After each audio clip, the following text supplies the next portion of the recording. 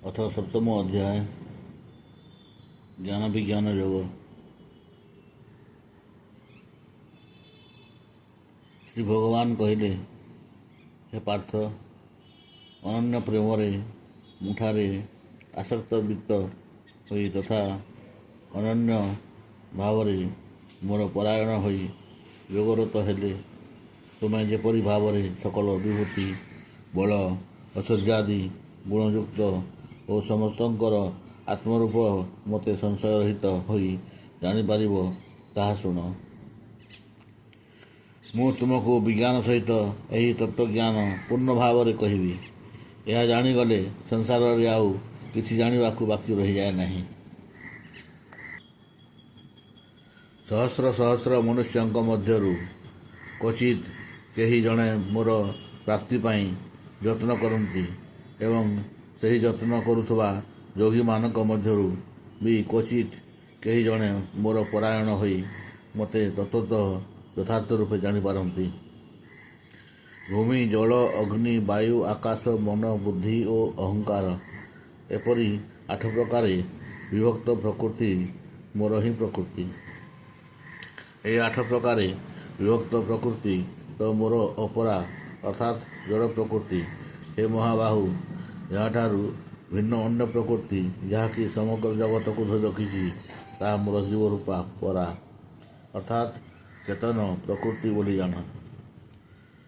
हे अर्जुन, तुम्हें जान जे सकल भूत यही दुई प्रकृति ही जात होती एवं मु समग्र जगतर उत्पत्ति तथा प्रलयर हेतु अटे अर्थात मु हेउछि संपूर्ण जगतर मूल कारण।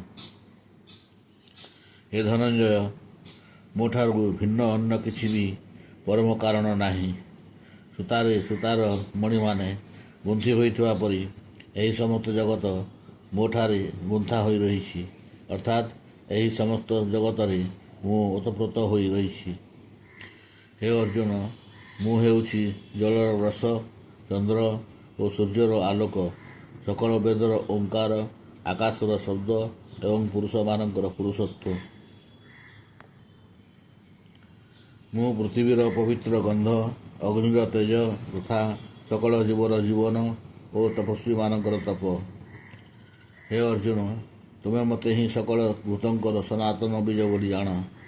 मु ही बुद्धिमान मानकर बुद्धि और तेजस्वी मानकर तेज। हे भरत श्रेष्ठ, मु बलवान मानकर आसक्ति रहित और कामना रहित बल अर्थात सामर्थ्य एवं सकल प्राणी मानक मध्य धर्मर अविरुद्ध अर्थात शास्त्रर अनुकूल काम अटे।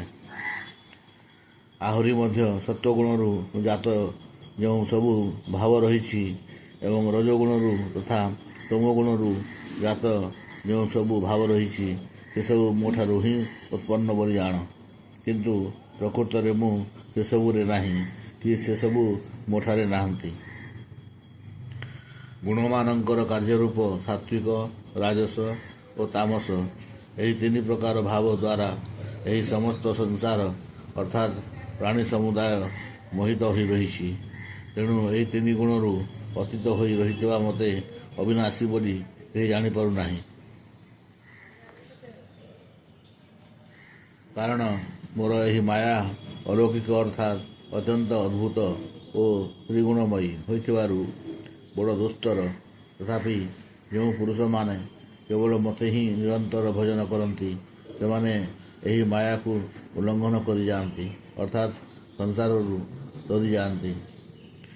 जो मानकर ज्ञान माया द्वारा अपहृत हो सेपरी आसुर स्वभाव धरिଥିବା लोके तथा मनुष्य मानक मध्य नीच दूषित कर्मा मूढ़ माने मते भजन करते नहीं।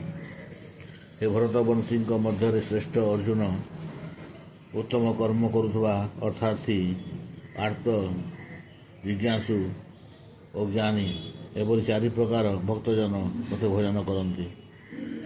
सेमानक मध्यरु मोठारे नित्य एकनिष्ठ एवं अनन्य प्रेम भक्ति रखिथिबा ज्ञानी भक्त अत्यंत उत्तम अटंती।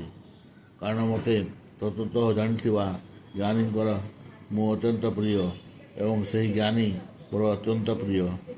ଏ ସମସ୍ତେ ଉଦାର ଅଟନ୍ତି, କିନ୍ତୁ ମୋ ମତରେ ଜ୍ଞାନୀ ତ ସାକ୍ଷାତ୍ ମୋ ସ୍ୱରୂପ ହିଁ ଅଟନ୍ତି। କାରଣ ସେହି ମଦ୍ଗତ ମନୋବୁଦ୍ଧି ସମ୍ପନ୍ନ ଜ୍ଞାନୀ ଭକ୍ତ ଅତି ଉତ୍ତମ ଗତି ସ୍ୱରୂପ ମୋଠାରେ ହିଁ ଭଲ ରୂପେ ଅବସ୍ଥିତ ହୋଇଥାନ୍ତି। ବହୁ ଜନ୍ମ ପରେ ଶେଷ ଜନ୍ମରେ ତତ୍ତ୍ୱଜ୍ଞାନ ପ୍ରାପ୍ତ ପୁରୁଷ ସବୁକିଛି କେବଳ ବାସୁଦେବ ହିଁ ଅଟେ, ଏହି ଭାବ ରଖି ମୋତେ ଭଜନ୍ତି। ସେପରି ମହାତ୍ମା ଅତ୍ୟନ୍ତ ଦୁର୍ଲଭ। ଅମୁକ ସମୁକ କରି ନାନାଦି ଭୋଗ କାମନା ଦ୍ୱାରା ଯେଉଁମାନଙ୍କର ଜ୍ଞାନ ଅପହୃତ ହୋଇଯାଏ, ସେମାନେ ନିଜ ନିଜର ସ୍ୱଭାବ ଦ୍ୱାରା ପ୍ରେରିତ ହୋଇ ଅନ୍ୟାନ୍ୟ ଦେବତାମାନଙ୍କୁ ସେହି ଦେବତାମାନଙ୍କ ଆରାଧନାର ନିୟମ ଧରି ଭଜନ୍ତି ଅର୍ଥାତ୍ ପୂଜା କରନ୍ତି। ଯେଉଁ ଯେଉଁ ସକାମ ଭକ୍ତ ଯେଉଁ ଯେଉଁ ଦେବତାଙ୍କ ସ୍ୱରୂପକୁ ଶ୍ରଦ୍ଧାରେ ପୂଜା କରିବାକୁ ଇଚ୍ଛା କରନ୍ତି, ସେହି ଭକ୍ତଙ୍କ ଶ୍ରଦ୍ଧାକୁ ମୁଁ ସେହି ଦେବତାଙ୍କ ପ୍ରତି ନିବିଷ୍ଟ କରାଏ। ସେହି ପୁରୁଷ ସେହି ଶ୍ରଦ୍ଧାରେ ଯୁକ୍ତ ହୋଇ ସେହି ଦେବତାଙ୍କ ଆରାଧନା କରନ୍ତି ଓ ମୋରି ଦ୍ୱାରା ବିଧାନ କରାଯାଇଥିବା ତାଙ୍କର ସେହି ଇଚ୍ଛିତ ଭୋଗଗୁଡ଼ିକ ସେହି ଦେବତାଙ୍କଠାରୁ ନିଃସନ୍ଦେହ ଲାଭ କରନ୍ତି। ପରନ୍ତୁ ସେହି ଅଳ୍ପବୁଦ୍ଧିମାନେ ଯେଉଁ ଫଳ ପାଆନ୍ତି ତାହା ନାଶବାନ। ସେହି ଦେବ ପୂଜକମାନେ ଦେବତାଙ୍କୁ ପାଆନ୍ତି, କିନ୍ତୁ ମୋର ଭକ୍ତମାନେ ମୋତେ ଯେକୌଣସି ରୂପରେ ଭଜନ କଲେ ମଧ୍ୟ ଶେଷରେ ମୋତେ ହିଁ ପାଆନ୍ତି। ବୁଦ୍ଧିହୀନ ମନୁଷ୍ୟମାନେ ମୋର ଅନୁତ୍ତମ ଅବିନାଶୀ ପରମ ଭାବ ନ ଜାଣି ମନ ଇନ୍ଦ୍ରିୟର ଅତୀତ ମୋତେ ଅର୍ଥାତ୍ ସଚିଦାନନ୍ଦ ଘନ ପରମାତ୍ମାଙ୍କୁ ସାଧାରଣ ମନୁଷ୍ୟ ପରି ଜନ୍ମ ହୋଇ ବ୍ୟକ୍ତ ଭାବ ସମ୍ପନ୍ନ ବୋଲି ମନେ କରନ୍ତି। ନିଜ ଯୋଗମାୟାରେ ଲୁଚି ରହିଥିବା ହେତୁ ମୁଁ ସମସ୍ତଙ୍କୁ ପ୍ରତ୍ୟକ୍ଷ ହୁଏ ନାହିଁ। ତେଣୁ ଏହି ଅଜ୍ଞାନ ଲୋକେ ମୋତେ ଅଜନ୍ମା ଓ ଅବିନାଶୀ ପରମେଶ୍ୱର ବୋଲି ଜାଣନ୍ତି ନାହିଁ, ଅର୍ଥାତ୍ ମୋତେ ଜନ୍ମ ମରଣଶୀଳ ବୋଲି ଭାବନ୍ତି। ହେ ଅର୍ଜୁନ, ଅତୀତରେ ଯେଉଁମାନେ ଥିଲେ, ବର୍ତ୍ତମାନ ଯେଉଁମାନେ ଅଛନ୍ତି ତଥା ଭବିଷ୍ୟତରେ ଯେଉଁମାନେ ଜନ୍ମ ହେବେ, ସେହି ସକଳ ଜୀବଙ୍କୁ ମୁଁ ଜାଣେ, କିନ୍ତୁ ଶ୍ରଦ୍ଧା ଭକ୍ତିହୀନ କୌଣସି ପୁରୁଷ ମୋତେ ଜାଣେ ନାହିଁ।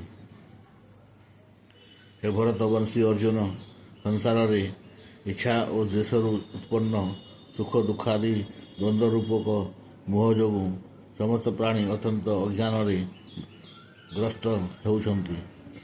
କିନ୍ତୁ ନିଷ୍କାମ ଭାବରେ ଶ୍ରେଷ୍ଠ କର୍ମ କରୁଥିବା ଯେଉଁ ପୁରୁଷମାନଙ୍କର ପାପ ନଷ୍ଟ ହୋଇଗଲାଣି, ସେହି ରାଗଦ୍ୱେଷ ଜନିତ ଦ୍ୱନ୍ଦ୍ୱ ରୂପକ ମୋହରୁ ମୁକ୍ତ ହୋଇଥିବା ଦୃଢ଼ ବ୍ରତଧାରୀ ଭକ୍ତମାନେ ମୋତେ ସକଳ ପ୍ରକାରେ ଭଜନ କରନ୍ତି।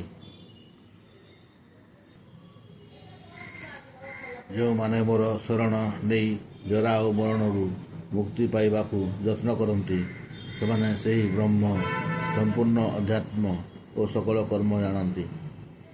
ଯେଉଁମାନେ ଅଧିଭୂତ ଅଧିଦେବ ଓ ଅଧିଯଜ୍ଞ ସହିତ ସମସ୍ତଙ୍କର ଆତ୍ମରୂପ ମୋତେ ଅନ୍ତତଃ ଅନ୍ତକାଳରେ ମଧ୍ୟ ଜାଣିପାରନ୍ତି, ସେହି ଯୁକ୍ତ ଚିତ୍ତ ଲୋକମାନେ ମୋତେ ଜାଣିପାରନ୍ତି, ଅର୍ଥାତ୍ ମୋତେ ପାଇଯାଆନ୍ତି। ହରି ଓମ୍ ଦଶରଥି ଶ୍ରୀମଦ୍ଭଗବଦ୍ଗୀତା ସୁପନିଷତ୍ସୁ ବ୍ରହ୍ମବିଦ୍ୟାୟାं ଯୋଗଶାସ୍ତ୍ରେ ଶ୍ରୀକୃଷ୍ଣାର୍ଜୁନ ସମ୍ବାଦେ ଜ୍ଞାନ ବିଜ୍ଞାନ ଯୋଗ ନାମ 7ମ ଅଧ୍ୟାୟ। ହରି